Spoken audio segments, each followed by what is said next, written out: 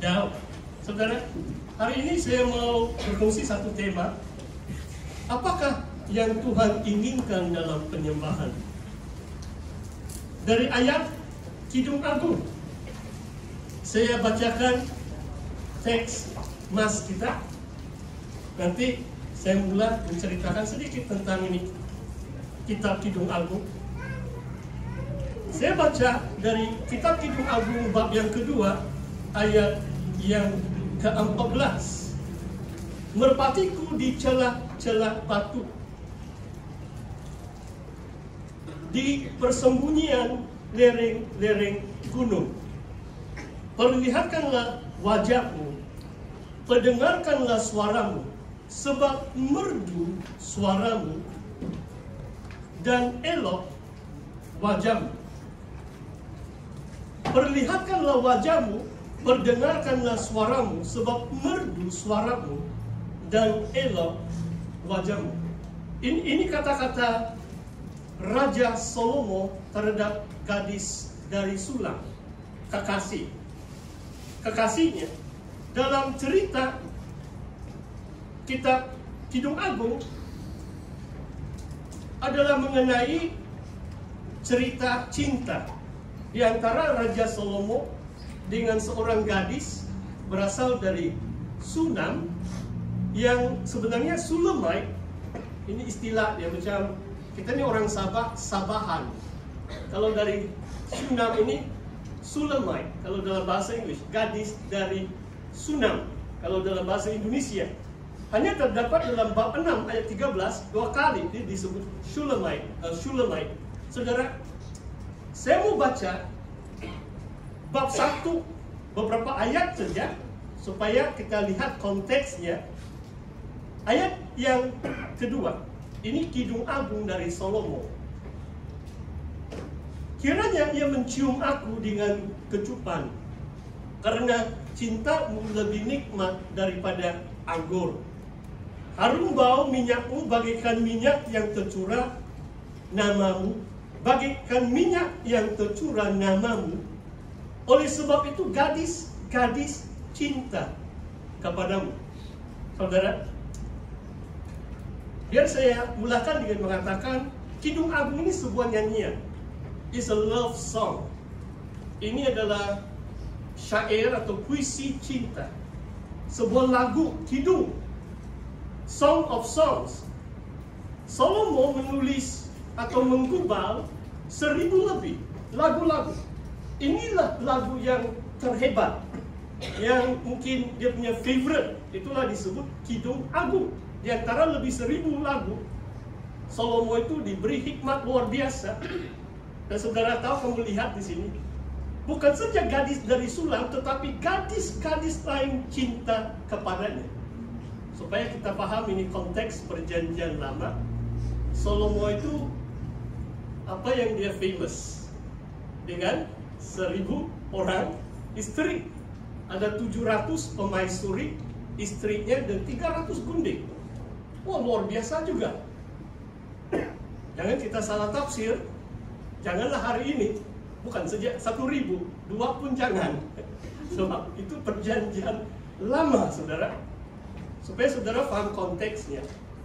Dan saya akan berkongsi tentang makna simboliknya hari ini. Saudara, kalau pasangan itu bercinta, mereka pandai menyanyi. Kalau orang yang bercinta itu bukan saja pandai menyanyi, pandai bersyair, pandai berpantun, kan? Keluar itu semua itu talenta. Sebab orang di lamun cinta, wah tiba-tiba itu lagu cinta pun pandai keluar. Saudara, kalau di dunia lah, pasti tidak Google atau AI sekarang banyak, kamu boleh Google. Kalau soal lagu cinta, saya boleh katakan, kalau dia punya estimation adalah mungkin 90% semua lagu-lagu dunia ini adalah berkisahkan cinta. Kadang-kadang mungkin patah hati lah, broken hearted lah. Tapi kalau di lamun cinta itu biasanya menyanyi. Wah saudara, tadi kita sudah nyanyi setengah jam. Kenapa orang Kristen suka menyanyi? Sebab kita mencintai Tuhan Yesus, kan? kita mengasihi Tuhan. Itulah sebabnya kita menyanyi. Bahkan dalam kitab Yefaya mengatakan Tuhan sendiri juga menyanyi. Tuhan bersorak-sorak dengan sukacita atas umatnya. Dalam kasihnya, Tuhan sendiri juga suka menyanyi. Saudara, bahagian pertama dalam perkongsian saya ada tiga poin. Apa yang Tuhan inginkan dalam penyembahan? Pertama adalah soal nyanyian dan musik. Kedua tentang korban. Ketiga, sesuai dengan ayat emas tadi, adalah wajah dan suara kita. 3 poin utama dalam penyembahan. Saya mau bawa saudara lihat dari permulaan jemaah awal, bagaimana jemaah awal itu memuji Tuhan. Ada kaitan nyanyian dan musik.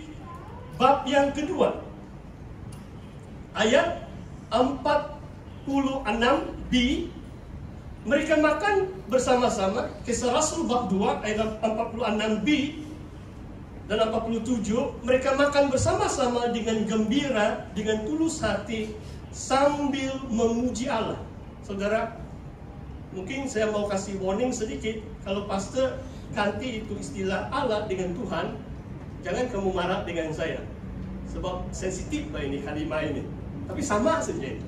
Kalau Theos dalam bahasa Yunani, dia di sini Allah itu Theos. Kalau kita sebut memuji Tuhan sama saja. Kalau ada larangan pun tidak apa. Kita boleh pakai Tuhan semata-mata. Tapi jangan kita tak arah ke situ. Saudara, orang Kristen yang awal, waktu mereka beribadah, mereka suka memuji Allah. Dan mereka disukai semua orang. Luar biasa kan. Suasana ibadah itu adalah gembira. Adakah orang lain menyukai kita kalau kita hanya murung-murung saja? Tidak kan?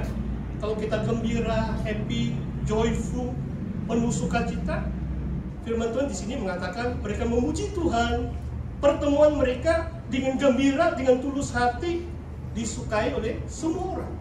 Di Yerusalem, di Yudea, Injil terus dapat menjangkau. Ramai orang Yahudi percaya kepada Tuhan. Saudara, perhatikan dalam bab yang ke-10.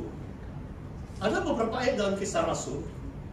Cuma pastor mau katakan di sini bahwa dalam pujian yang mereka naikkan kepada Tuhan, dalam Kisah Rasul tidak disebut tentang alat musik atau iringan musik.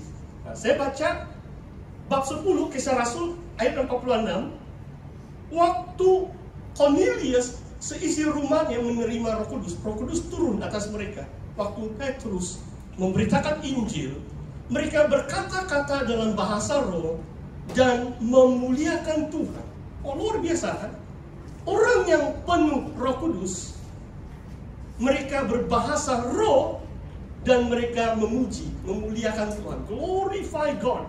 Tidak tahu apa yang mereka katakan, pasti wah, mereka agungkan Tuhan, seperti beberapa pujian yang kita nyanyikan dalam pujian penyembahan kita. Saudara, mari kita lihat sekarang Kisah Rasul 16. Sebab kadang-kadang kita pikir musik atau alat musik itu begitu penting. Nanti kita akan lihat, memang alat musik itu penting. Tetapi kalau untuk Rasul Paulus dan Silas, bab 16 ayat 25, waktu mereka dipenjarakan, tetapi kira-kira tengah malam Paulus Silas berdoa, menyanyikan puji-pujian kepada Tuhan, dan orang-orang hukuman lain mendengarkan mereka. Perhatikan saudara, di dalam penjara bukan tempat yang selesa. Tidak ada band, tidak ada gitar. Mereka tetap dapat berdoa dan menyanyikan pujian. Dan saudara tahu apa yang berlaku? Tuhan mengirim itu gempa bumi, bukan kasih mati orang, tapi kasih buka itu rantai yang ikat mereka. Mereka bebas dari penjara. Kemudian kepala penjara pun terima Yesus sebagai Tuhan dan Penyelamat. Saudara, Kenapa mereka dapat memuji Tuhan, menyanyikan pujian walaupun di penjara? Sebab sebenarnya kalau kita tahu ayat yang famous dalam Yohanes 4 ayat 24, Allah itu roh, Tuhan itu roh, God is spirit. Yang menyembah Tuhan itu harus menyembah Dia dalam roh dan kebenaran.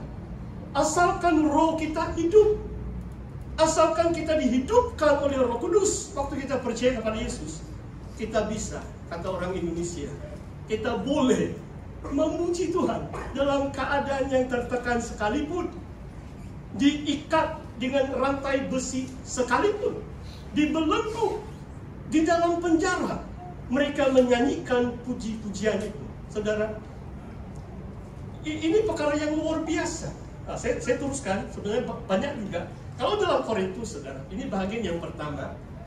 Saya beri satu overview dalam perjanjian baru, supaya teologi kita berlandaskan kebenaran firman Tuhan. Dalam Korintus 14 ayat yang ke-15, 1 Korintus 11 sampai 14 adalah peraturan-peraturan pertemuan jemaat, seperti saudara dan saya berkumpul di rumah Tuhan hari ini. Paulus katakan seperti ini, saya bacakan bahagian ayat saja yang saya mau fungsikan. Aku akan menyanyi, memuji dengan rohku, ayat 15b, 1 Korintus 14. Tetapi aku akan menyanyi dan memuji dengan akal budiku. I will sing in my spirit, or with my spirit. I'll sing with understanding. Oh saudara, saya tidak tahu berapa ramai di antara kita ada karunia lidah atau bahasa roh. Saya baru mengenal Tuhan 2,5 minggu. 24 April tahun 82, melalui satu pertemuan ilahi di bilik saya, di kamar saya lihat satu penglihatan Tuhan Yesus. Saya percaya kepada Dia. Dan 9 hari bulan Mei, belum sampai 3 minggu, saya terima Yesus. Saya sudah ikut persekutuan doa. Jadi ada berkat kalau mau ikut ini persekutuan doa. Saya mau ceritakan apa yang berlaku di Clyde Street di Christchurch di New Zealand. Ahad petang setelah ibadah selesai, mungkin jam 12 tengah hari, kami rehat sebentar. Jam 3 kami akan ada prayer meeting. Sunday evening, Ahad petang. Saya baru 2,5 minggu menjadi anak Tuhan, percaya Yesus. Dan tiba-tiba saya rasa Roh Kudus turun atas saya. Dan dari hari itu, 9 hari bulan 5, keesokan harinya saya dibaptiskan dalam air. Mungkin lain kali saya akan saksikan tentang baptisan air juga. Dan dari hari itu saya dapat memuji, menyanyi dalam roh, dalam bahasa lidah lah. Tapi kalau saudara tahu dalam Korintus 14, saya tahu juga ada beberapa pastor pakai mikrofon pun mereka bahasa lidah. Tapi kamu tidak akan lihat pastor kamu buat begitu. Sebab dalam Korintus 14 mengatakan, kecuali ada yang menterjemah, kamu harus diam. Maksudnya di sini, tidak salah kita menyanyi dalam bahasa roh dengan suara yang sederhana lah. Tidak mengganggu orang kiri kanan kita. Kadang-kadang saya di jamaah Tuhan, saya pakai bahasa roh menyembah Tuhan. Tidak tahu kamu mengerti. Nanti tidak payah tunggu hari Pentakosta, sebab Roh Kudus sudah dicurahkan 2000 tahun yang lalu. Kamu boleh minta didoakan kalau kamu mau terima baptisan Roh Kudus, karunia lidah yang biasanya menyertai baptisan Roh Kudus. Saudara, di sini mengatakan menyanyi, memuji juga dengan akal budi kita kan. Lagu-lagu kita teologinya sangat indah, mengagungkan nama Tuhan. Ini maksudnya menyanyi, memuji dengan akal budi kita. Kita mengerti kenapa kita memuji nama Tuhan kita dengan akal budi kita. Saudara, saya mau bawa kita lihat dalam Efesus. Ini masih bahagian yang pertama, saudara. Efesus 5 ayat 19. Nah, ini pasti dalam konteks pertemuan jemaah ibadah. Efesus 5 ayat 19. Dan berkata-katalah seorang kepada yang lain dalam mazmur, kidung puji